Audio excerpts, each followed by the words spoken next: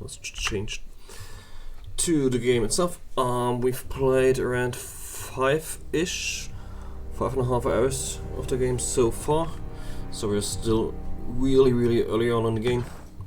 We are still 6 days, 2 Kairos' Day of Swords, so still very much at the beginning of the game itself, Act 1 more or less. We just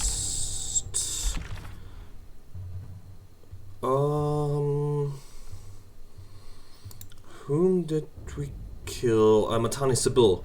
Well, we beat her in battle. We didn't kill her. She will be a slave to the Scarlet Curse. But we helped. Will do. We helped to...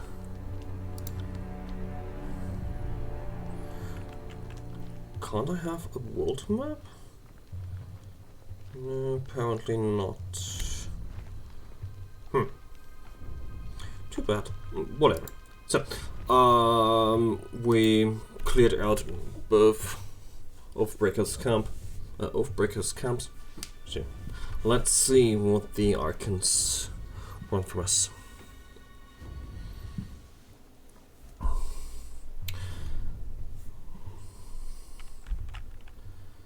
You don't give these Oathbreakers enough... What?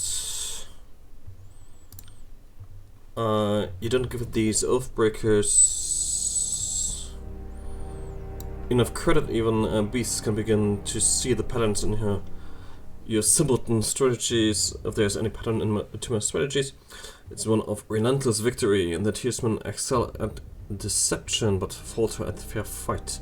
Probably explains why you surround yourself with them. But who's been more deceitful than your second Cairn?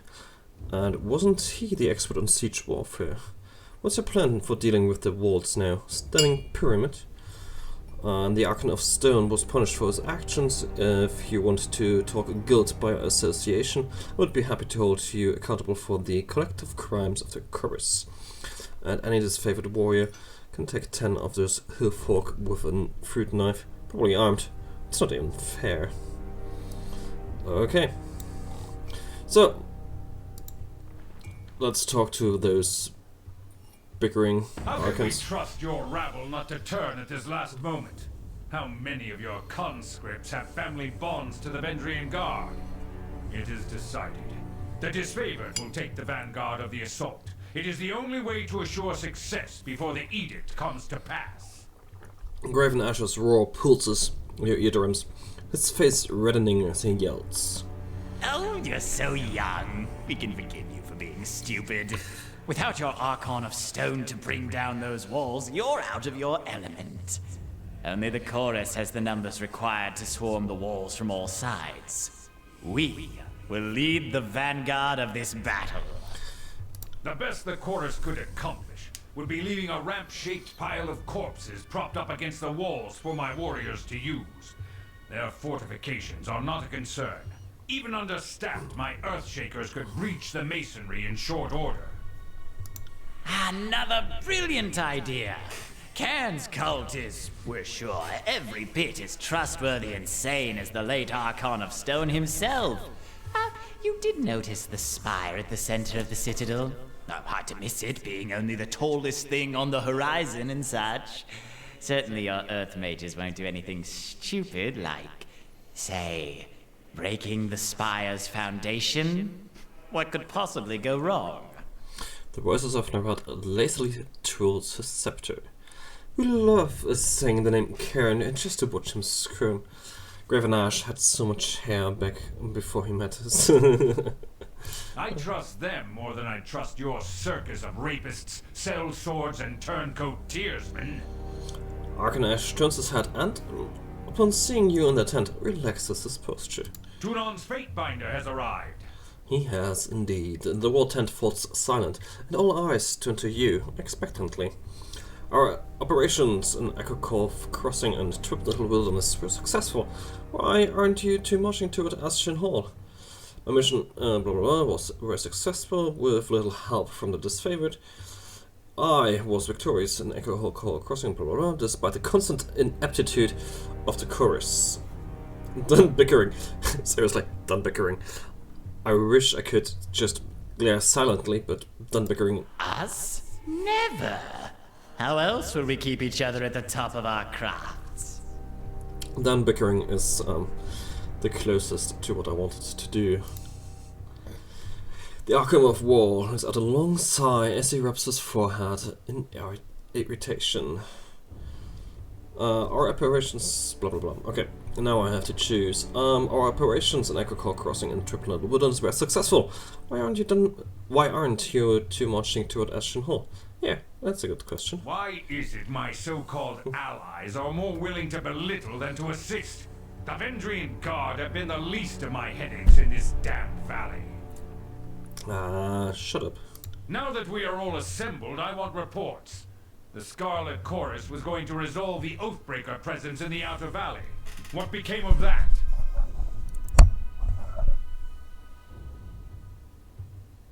Sorry for that. I just noticed my microphone wasn't really attached.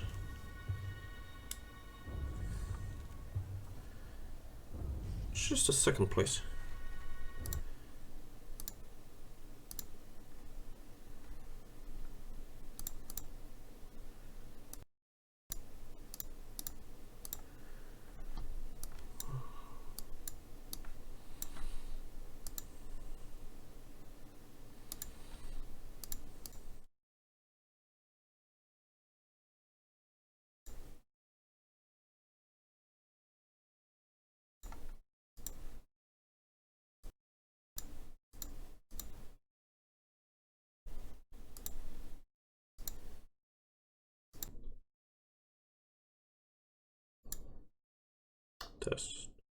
Test. Okay. Perfect. So, should be better now. Sorry for that. Yeah, so much better. Okay. Now that we're all assembled, I want to report that the Scarlet Chorus was going to resolve the Oathbreaker presence in the Outer Valley. What became of that? Yes, what did become of that? We should know already, yet we do not. If we are not mistaken, the Fatebinder played a pivotal role in this operation. Fifth Eye, shed light on this baffling question. It is a case of mysterious disappearances, and the Oathbreaker patrol disappeared, so too did Pollux Florian, so too did our scouts sent to follow the Fatebinder. Oops. Really? Fatebinder, explain this at once. Were the Oathbreakers at Tripnettle destroyed? And how is it that Chorus knows so little about its own operation? There were Oathbreakers at Tripnettle, but they are gone now. Apologies, I couldn't bring any live captives. I have no idea how the Curse can be so ignorant on the detail. I could lie that disfavored scouts tipped off the Oathbreakers, the whole thing was a wasted effort. I could lie and say Fake Limp and his gang tried to pick a fight and had to put down. Pollux Florian escaped into chaos. No, I'm just going with the first one. So what I did was let Pollux Florian escape, actually. Just let him go, because why not? And then Fake Limp and his gang arrived, asked, hey, where are the Oathbreakers? And I just killed him. So, well, there we go now. Sorry. Iron Marshal, I understand we've established a foothold across the Matani. Report. Securing the Matani was a gruesome affair. An agent of the School of Tides still lives, and the river was turned against us. Despite our losses, the day ended in success at Echo Crossing, though victory came at great cost. When it came time to secure the nearby Echo village, there was a distressing discovery. The villagers had been stashing iron weaponry, no doubt stolen from our supply lines.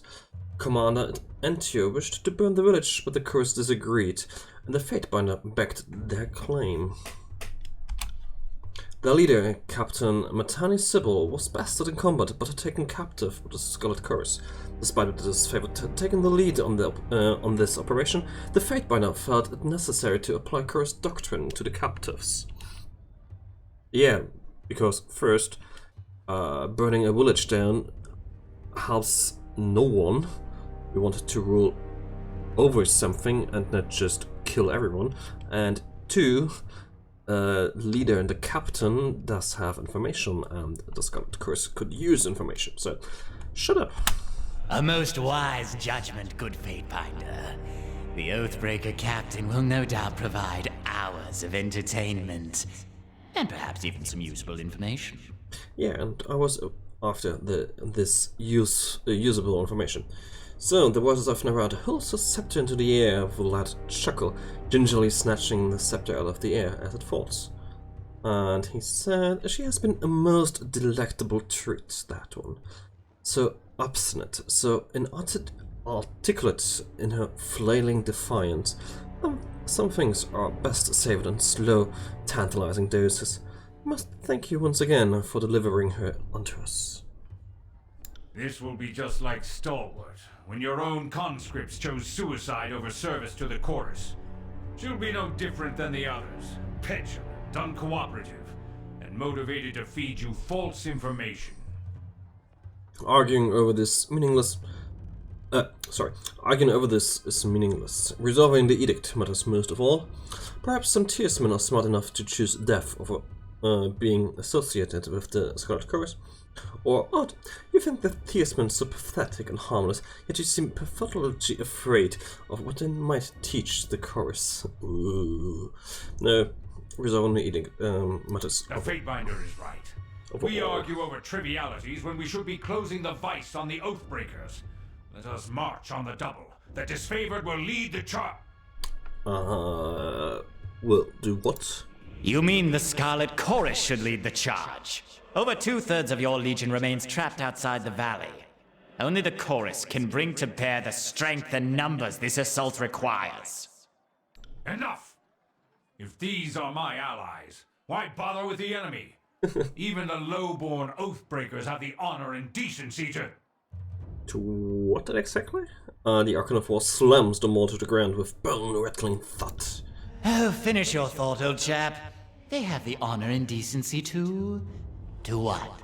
To abide by some sort of deal you made with them? The voices of Narad spins his scepter in the palm of his hand. Can you not hear the treachery in his words? How can we be sure he hasn't been stalling this whole campaign? His legion boasts of victory after victory, and yet these half-wit Oathbreakers suddenly give the Favoured pause. Alright, that's everything. Scowling at the Archon of Secrets, Graven Ash says nothing, his body heaving with agitation. If you two are unwilling to work together, it's Fatebinder of Tunon, I will order you to do so. Ooh, I can remain silent. Yes. A truce with the Oathbreakers. Is this true? Or enough bickering, we are running out of time to take Estian Hall. No, we have to remain silent. What's the idea of the whole campaign? We both wish for the honor of leading this final assault on the Vendrian Guard. Since Tunon is not here to select the rightful bearer of this honor, we must turn to the Archon's proxy. Ooh, and who would that will be? With whom do you stand? The voices of Narad's mask...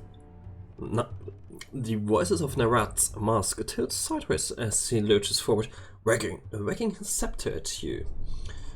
Now is not the time for compromise. One of us will have the honor of completing this glorious conquest. We know you will choose wisely. You will march on the Vendrian Citadel together or not at all. Okay. The Favoured will lead or the Scarlet Chorus will lead. No. Gain minor wrath with both and lose average favor with both. Yeah, that works. You test my patience, Fatebinder. We did not ask for a weak compromise that leaves all parties unsatisfied. Whom do you support? Are you going to let the Scarlet Chorus traitors have their way? Or will you stand by Kairos' true disciples, the Disfavored? Gravemash, I'm not really sorry. You stand with the madman and his rabble? I am shocked. I counted you amongst our allies, and your name was held in some regard amongst my troops. Spark stands from around the Arkan's iron Vigilia as Graven Ash fumes.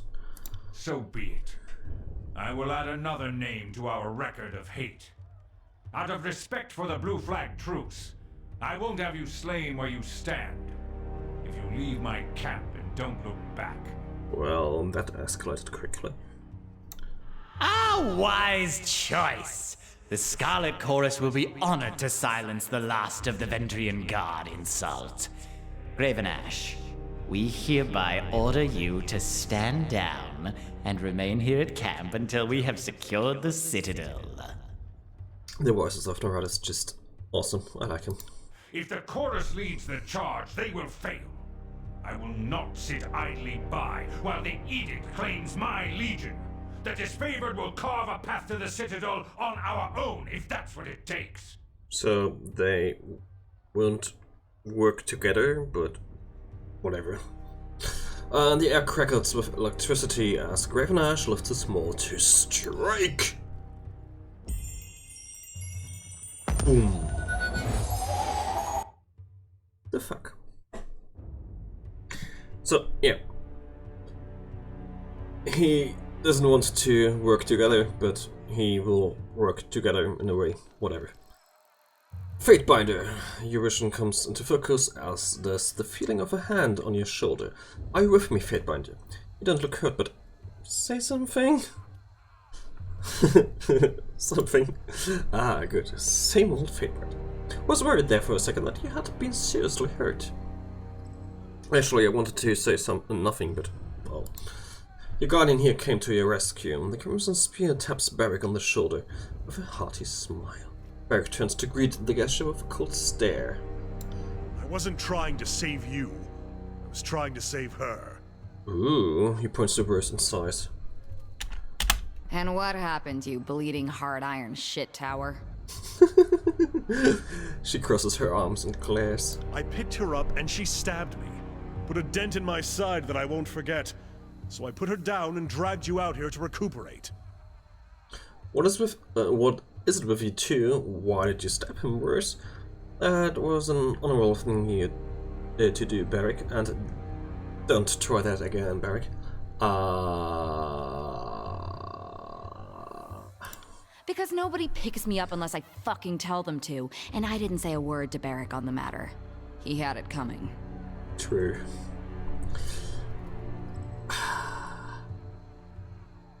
Trust me, I'd sooner hoist a beastman over my shoulder than lay a hand on Verse again. Good boy. Smart guy. I would like to see that. Just leave me out of it, you dumb anvil. Jeez, there's two. On that note, better to leave now while we're well parted. You've made your allegiances clear. I hope you serve a good long term with the Scarlet Chorus, and that we never meet on the wrong side of the battlefield. I needed to make a decision when I started with the army that has the numbers. You're too quick to label me an enemy. This isn't about choosing sides, it's about resolving the edict. Stay with me as my deputy at least that long, then I will release you from your service, or salute. Thank you for your service. Graven Ash protects. No, I made a decision and I had to. I've had enough of your justifications and empty values. Your actions speak a great deal louder than your slippery words. Go fuck yourself, Barrick. How could I put my trust in an enemy of the great general? Why shouldn't I simply kill you now, traitor? Wow. Barrick roars with inhuman fury and shoves you with all his strength. He raises his hand as if to strangle you, and then lowers them, trampling with restraint. No. You aren't worth it. I have too much to accomplish in service to the great general to deal with you now. When we meet in the field of battle, I won't have any reservations about cutting off your breath. Okay. Do I go with the lore option, the athletics option, or the third option? I go with the first option. You do realize that he struck an agent of the court, don't you? He stands perfectly still, his hands balled at his side. By my office, I command you to stand by my side as an unwilling vassal. Welcome to the wall, soldier. I'll get out of here, Barrick. You are dismissed. No, I just like having him around as a meat shield. Between my temper and your reckless authority, I don't know which of us I hate more right now. Very well. Know that whenever I raise my arm in combat, I would rather bring it down on your head. And yes, that's the other reason why I want you at my side. Just to see your hatred grow and grow and grow. The Voices of Narad has already departed for camp, and I'm headed there now. Come, join us. It would be honored to have you join us for your assault. He lets out a wicked chuckle as he turns to depart. I mean, not like there's anything left for you here. Sure, why not? Okay, we are outside of the camp. That's fine. Is there anything else we can gather? Want my minimap? Thank you. That's okay. Nope, nothing. So, let's go to the Scarlet Chorus's camp. 2 hours. Perfect.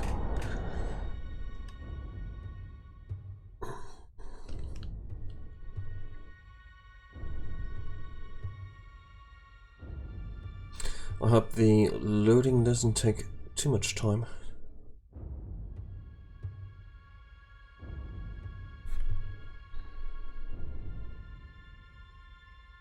I really have no idea why it's taking so long. Anyway, whether it's starting the game off or just changing the screen.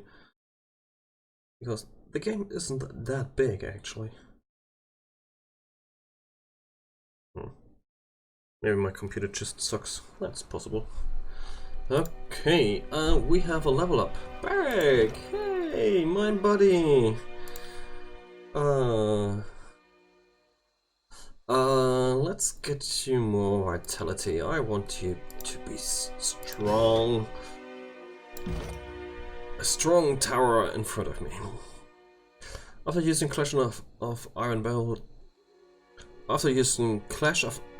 Barrick will attack twice with his normal strikes for a short time. And yeah, sure, why not? So, that sounds great. Okay.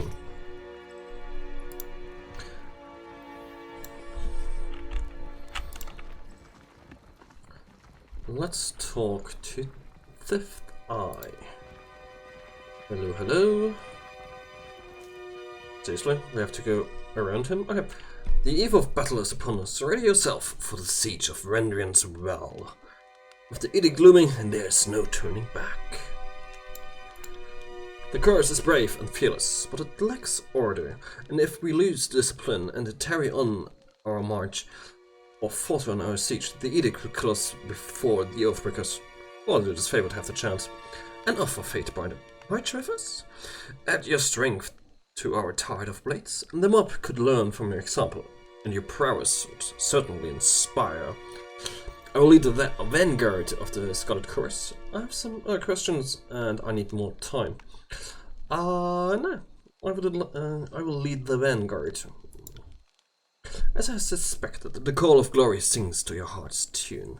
The Fifth Eye claps his bloody gloves together. The camp will mobilize soon. We will meet at the staging grounds of the Citadel.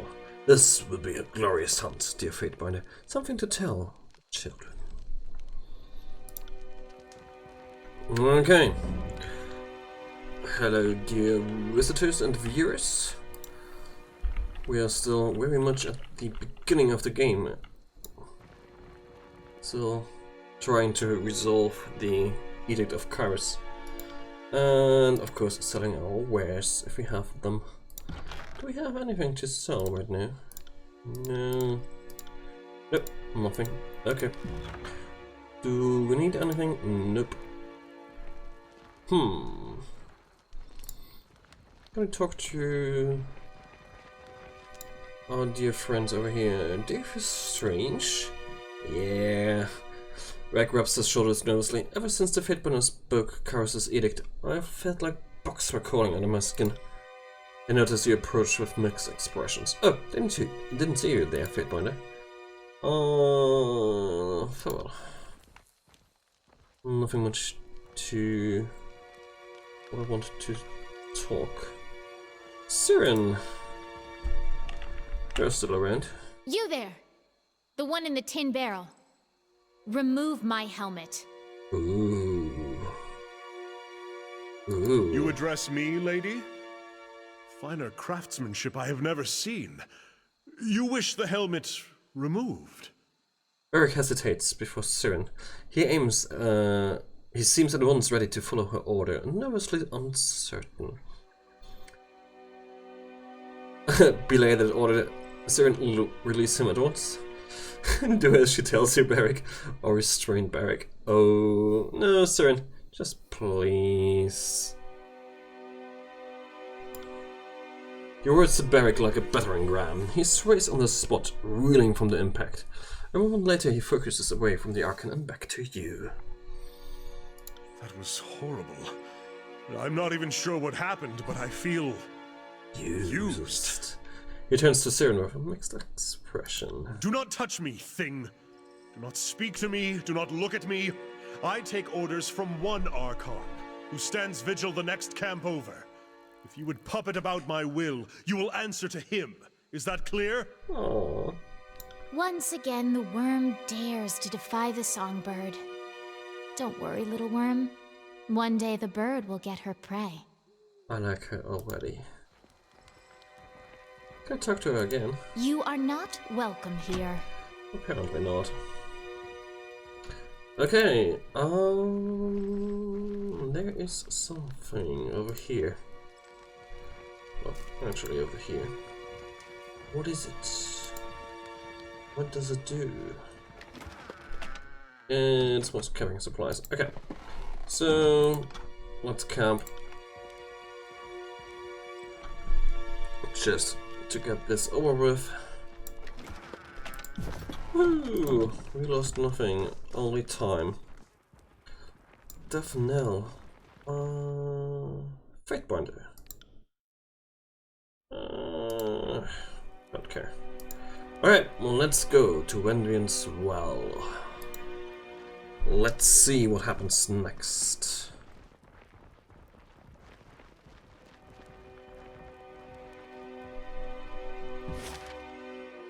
Wendrian's Well Citadel. This ancient fortress rests with the center of Apex's Valley, its ring-shaped wall mimicking the mountains that border the nation. The citadel has been repaired and, while understaffed, remains a formidable presence in the valley. 7 hours. Accept.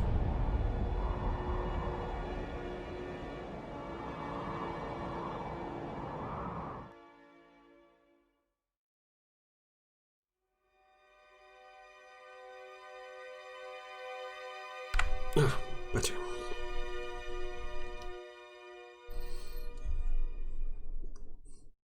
Still loading.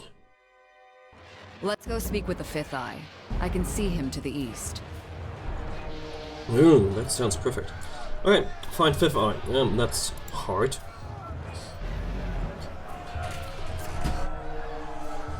Glory to the voices of Narat!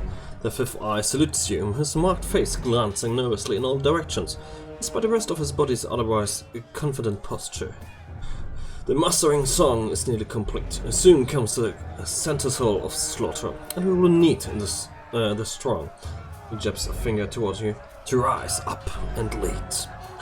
By custom, you are judge, jury, and executioner. Today, we must ask you to take on the last and most sublime of your sacred duties. The best bluff is often the most obvious. The Fifth Eye points a bloody finger toward the main gate of the citadel. We charge for the gate, right into the Oathbreaker's doorstep. The horde should bring the defenders surging to the inside of the gate. Then we unleash our magic. Fire and panic will claim the Oathbreakers.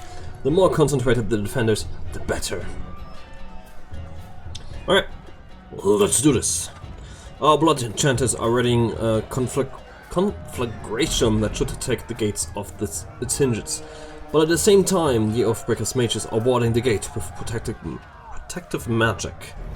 He points to the northwest.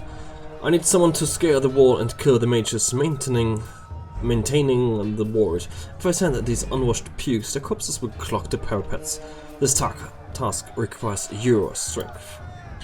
If you are wounded in battle, come see me at once and I will tend to the bleeding, for my methods do nothing for the pain. Enemies unbound, I call first blood.